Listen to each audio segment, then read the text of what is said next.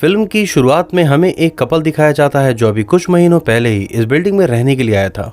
ये दोनों एक दूसरे से बहुत प्यार करते हैं और अपनी लाइफ में काफी खुश थे।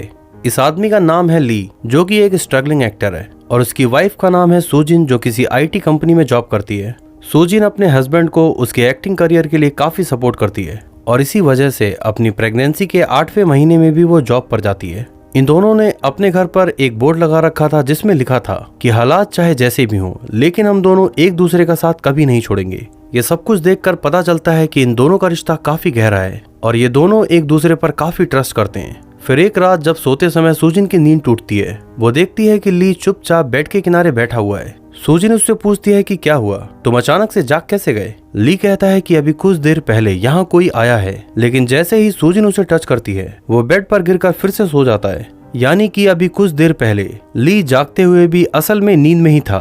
सुजिन कमरे से बाहर आकर देखती है तो उसे ऐसा कुछ भी नजर नहीं आता और यहाँ हम देखते हैं कि इन दोनों के पास पेपर नाम का एक बहुत प्यारा सा डॉगी भी है। अगली सुबह ली के काम पर जाने के बाद इनके नीचे वाले फ्लोर से एक लेडी सुजिन से मिलने के लिए आती है। ये सुजिन को अपना नाम किटी बताती है और कहती है कि अभी कुछ दिनों पहले ही मैं आपके नीचे वाले फ्लोर में शिफ्ट हुई हूँ, और साथ ही साथ ये सुजिन से इस बात की कंप्लेन भी करती है कि कल रात आपके घर से अजीबोगरीब तरह की आवाजें आ रही थी।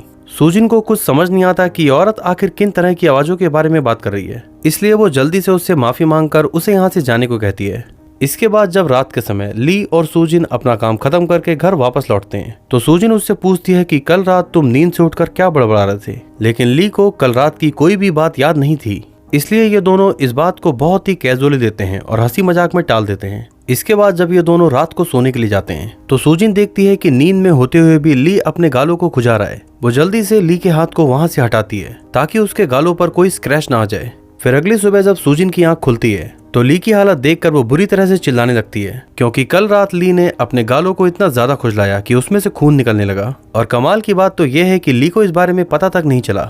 सुजिन उससे कहती है कि ये कोई नॉर्मल बात नहीं है, इसलिए हमें डॉक्टर के पास चलना चाहिए। लेकिन ली को आज एक शूट पर जाना था, इसलिए वो घर पर ही थोड़ी बहुत मरहम पट्टी करके यहाँ से निकल जाता है। फिर शाम के समय जब सुजिन अपने ऑफिस से घर वापस आती है तो ली उसे बताता है कि फेस पर चोट होने की वजह से डायरेक्टर ने उस टीवी सीरियल से उसका रोल हटा दिया, और साथ ही वो सुजिन से कहता है कि मैं अब एक्टिंग लाइन को छोड़ना चाहता हूँ, क्योंकि इतने साल मेहनत करने के बाद भी मुझे कोई ढंग का रोल नहीं मिला। लेकिन सुजिन उसे हिम्मत देते हुए कहती है कि तुम एक अच्छे एक्टर हो और एक न एक दिन तुम्हें कोई अच्छा रोल जरूर मिलेगा। ली जब उसे समझाने की कोशिश करता है तो सुजिन उसे वो बोर्ड दिखाती है जिसपे लिखा था कि हालात चाहे कैसे भी हों, हम हमेशा एक दूसरे का साथ देंगे।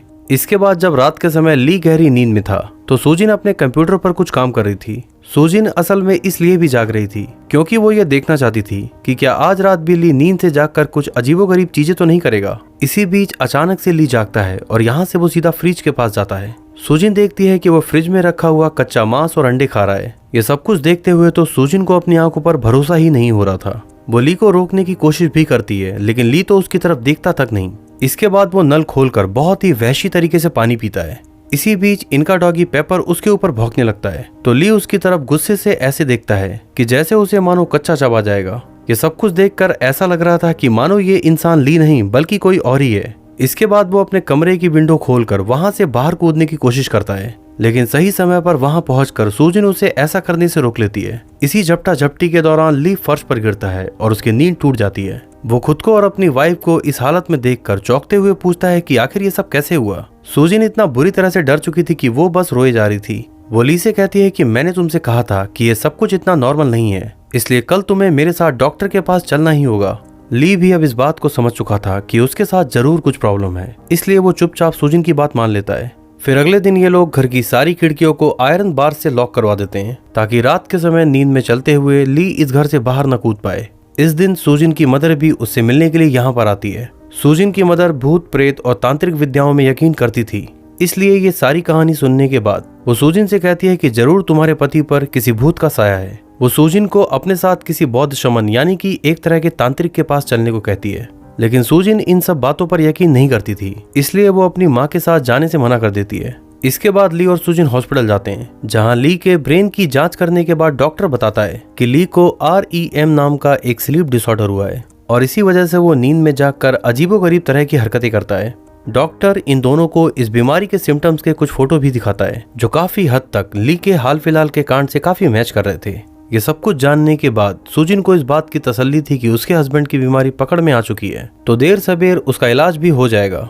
इसके बाद ये दोनों घर पहुंचकर डॉक्टर्स के द्वारा बताए गए प्रिस्क्रिप्शन का अच्छे से पालन करते हैं, जिस वजह से इन्हें घर में रखी हुई सारी अल्कोहल फेंकनी पड़ती है। फिर रात के समय ली को दवाई देने के बाद ये दोनों सो जाते हैं। अगली सुबह जब सुजिन की आंख खुलती है तो वो ली को अपने बगल में बिल्कुल सही सलामत हालत में देखती है। ये देखकर उसे एक पल को तसल्ली मिलती है कि दवाइयों ने अपना काम करना शुरू कर दिया है। लेकिन इसके बाद जब वो अपने किचन में जाती है तो देखती है कि फ्रिज में रखा सामान फर्श के ऊपर फैला हुआ था, और इसके बाद जब वो फ्रिज खोलकर देखती है तो उसका दिल दहल उठता है, क्योंकि इसके अंदर उसके पालतू डॉगी पेपर की लाश पड़ी हुई थी। इसका मतलब साफ है कि ली के ऊपर कल रात की दवाई का कोई असर नहीं हुआ।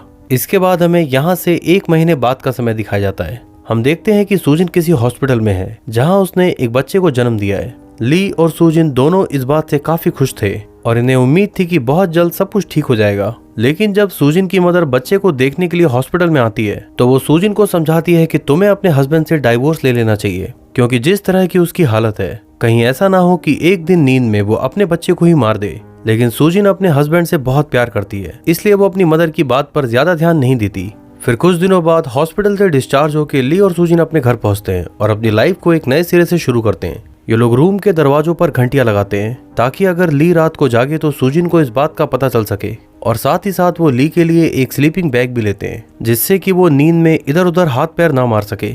विंडो से सुजिन अपनी पड़ोसी किटी और उसके बच्चे को देखती है। ये लोग बिल्कुल वैसा ही डॉगी लेकर आए थे जैसा सुजिन के पास हुआ करता था।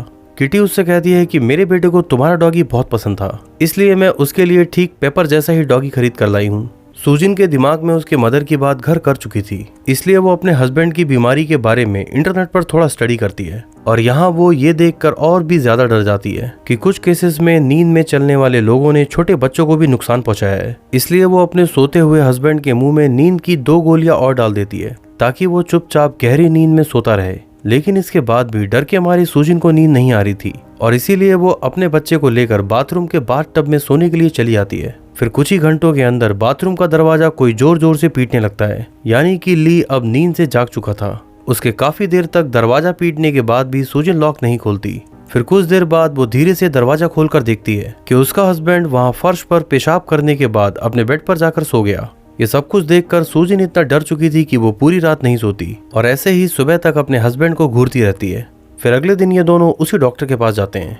डॉक्टर कहता है कि इस तरह की बीमारियों को ठीक होने में थोड़ा समय लगता है, लेकिन सुजिन अब इन सब से इतना परेशान हो चुकी थी कि वो अपनी भड़ास डॉक्टर पर ही उतार देती है। फिर घर पहुंचने के बाद उस रात ये दोनों अलग अलग कमरे में सोते हैं। वो ली को एक कमरे में बंद करके बाहर से ताला लगा देती है ताकि अगर बाई चांस वो रात को जागे भी तो यहाँ से बाहर ना निकल सके।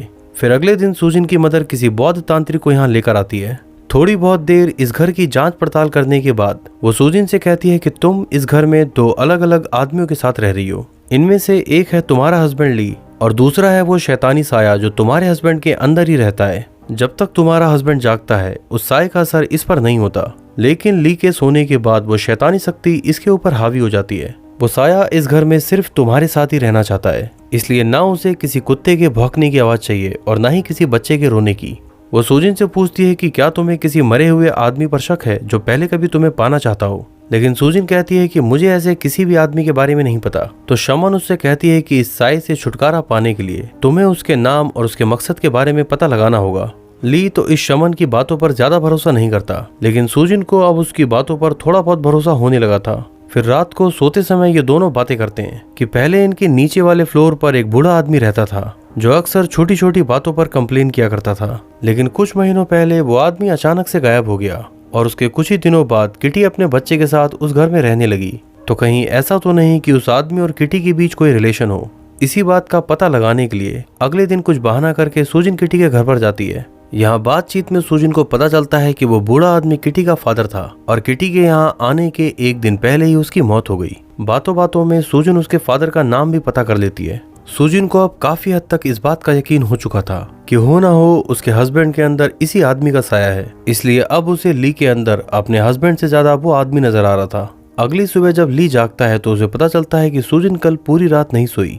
ली को भी अपनी वाइफ की काफी फिक्र थी, इसलिए वो उसे जबरदस्ती करते हुए सोने के लिए भेज देता है। काफी देर तक सोने के बाद जब सुजिन जागती है तो देखती है कि रात हो चुकी है और उसका हस्बैंड उसके बगल में ही सो रहा है। अपने बच्चे को देखने के लिए वो कमरे से बाहर आती है, लेकिन उसका बच्चा उस पालने में नहीं था। उसे घर के बाहर से बच्चे के रोने की आवाजें आती है। वो बाहर आकर देखती है कि आवाज किसी डस्टबिन से आ रही है। वो जल्दी से उस डस्टबिन के पास जाकर अपने बच्चे को उसमें ढूंढने लगती है और सूजिन को अपना बच्चा उसमें मिल जाता है। लेकिन तभी सूजिन की नींद टूटती है, यानी कि यह सब कुछ बस एक सपना था और उसे सोए हुए मुश्किल से 1 घंटा ही हुआ था।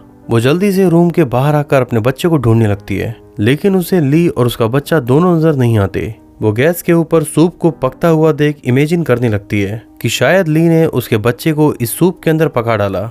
वो उस खौलते हुए सूप को नीचे फेंककर उसके अंदर अपना बच्चा ढूंढने लगती है और इसी समय ली अपने बच्चे के साथ खेलते हुए घर के अंदर आता है। सूजिन के जले हुए हाथों को देखकर वो काफी डर जाता है, इसलिए उसके ट्रीटमेंट के लिए वो फ्रीज से बर्फ निकालने लगता है। लेकिन इसी समय सूजिन एक बड़े बर्तन से उसके सर पर वार करती है और ये सीन यहीं पर कट हो जाता है। इसके बाद हमें यहाँ से लगभग 1.5 महीने बाद का समय दिखाया जाता है। ली का डॉक्टर उसे बताता है कि तुम्हारे ब्रेन की जांच करने के बाद हमें पता चला है कि तुम अब पूरी तरह से ठीक हो चुके हो, इसलिए अब तुम अपने घर जाकर एक नई जिंदगी शुरू कर सकते हो। यहाँ हमें पता चलता है कि ली पिछले काफी दिनों से इसी हॉस्पिटल में एडमिट था और तब से लेकर आज तक उसने नींद में जागकर कभी कोई कांड नहीं किया। ली डॉक्टर को बताता है कि उसकी वाइफ भी पिछले काफी दिनों से एक हॉस्पिटल में एडमिट है, जहां उसकी दिमागी बीमारी का इलाज चल रहा था, क्योंकि सूजिन ली की बीमारी से इतना परेशान हो चुकी थी कि अक्सर वो अजीब अजीब चीजें इमेजिन करने लगी थी। यहाँ से डिस्चार्ज होने के बाद ली अपनी मदर इन लॉ के साथ अपनी वाइफ के हॉस्पिटल जाता है, लेकिन यहाँ उसे पता चलता है कि उसकी वाइफ 1 दिन पहले ही यहाँ से डिस्चार्ज हो चुकी है। ये दोनों उसके नंबर पर काफी कॉल करते हैं, लेकिन सूजिन का फोन अब स्विच ऑफ आ रहा था। पिछले काफी दिनों से सूजिन का बच्चा उसकी मदर के पास ही था। ली अपनी मदर इन लॉ से कहता है कि जब तक सूजिन का पता नहीं चलता आप इस बच्चे को अपने पास ही रखिए। वो इन दोनों को ड्रॉप करने के बाद अपने घर की तरफ जाने लगता है। सीढ़ियों पर चढ़ते समय उसे किटी का बेटा नजर आता है, जो काफी डरा हुआ लग रहा था। इसके बाद जब ली अपने घर के अंदर घुसता है तो वहाँ का नजारा देखकर पूरी तरह से शॉक रह जाता है, क्योंकि वहाँ हर तरफ तंत्र मंत्र वाली चीजें लगी हुई थी, जैसे कि मानो आज यहाँ कोई तांत्रिक विद्या होने वाली हो। सूजिन यहाँ पहले से मौजूद थी और वो ली के आने का ही इंतजार कर रही थी। वो ली से कहती है कि मुझे तुम्हें कुछ दिखाना है, इसलिए चुपचाप यहाँ बैठकर मेरी बात को ध्यान से सुनो। ली उससे कहता है कि इलाज के बाद अब मैं पूरी तरह से ठीक हो चुका हूँ, इसलिए भूत प्रेत और साया जैसी बेकार की बातों में मत पड़ो।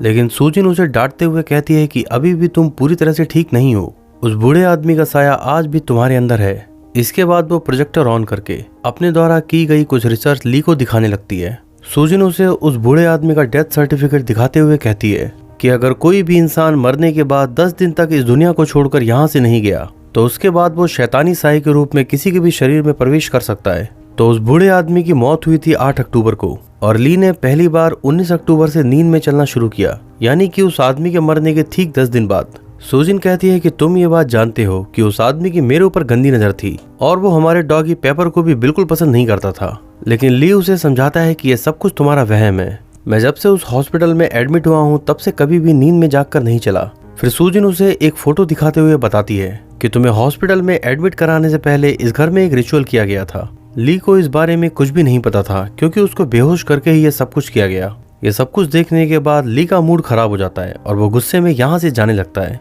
सूजिन उसे रोकने की कोशिश करती है, लेकिन वो नहीं मानता, तो वो ली के ऊपर उस बोर्ड को फेंक कर मारती है जिसमें इन दोनों के हमेशा साथ निभाने के कमिटमेंट के बारे में लिखा हुआ था। ली को लगता है कि वो पूरी तरह से ठीक हो चुका है, लेकिन अपनी वाइफ की खुशी के लिए वो उसकी बात मान लेता है। वो सूजिन से पूछता है कि बताओ तुम क्या चाहती हो। सबसे पहले तो सूजिन उसे सोफे पर बैठाकर उसके कान में कुछ मंत्र बोलती है। इसके बाद वो ली से कहती है कि मैंने फ्रिज में तुम्हारे लिए कुछ रखा है, तो जाओ उसे खोल कर देखो। ली फ्रिज को खोलकर देखता है तो उसे इनके नीचे वाले पड़ोसी किटी के कुत्ते की लाश मिलती है। सूजिन उसकी तरफ देखकर कहती है कि तुमने भी मेरे साथ ठीक ऐसा ही किया था, तो अब मेरा बदला पूरा हुआ।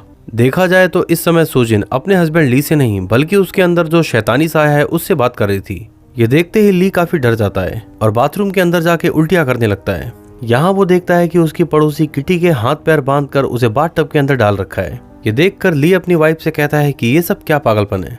सूजिन कहती है कि इस समय मैं तुमसे नहीं बल्कि तुम्हारे अंदर जो शैतानी साया है उससे बात कर रही हूँ।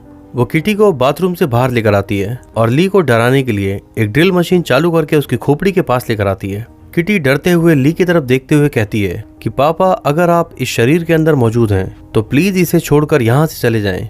आखिरकार यहाँ उस शैतानी साये को सूजिन से बात करनी पड़ती है। वो कहता है कि तुम मेरी बेटी और ग्रैंडसन को कोई नुकसान मत पहुंचाओ, मैं तुम्हारे हस्बैंड के शरीर को छोड़कर चला जाऊंगा। फिर वो किटी की तरफ देखकर कहता है कि बेटा अपना ख्याल रखना और हो सके तो अपने बच्चे को लेकर इस शहर से कहीं दूर चली जाओ।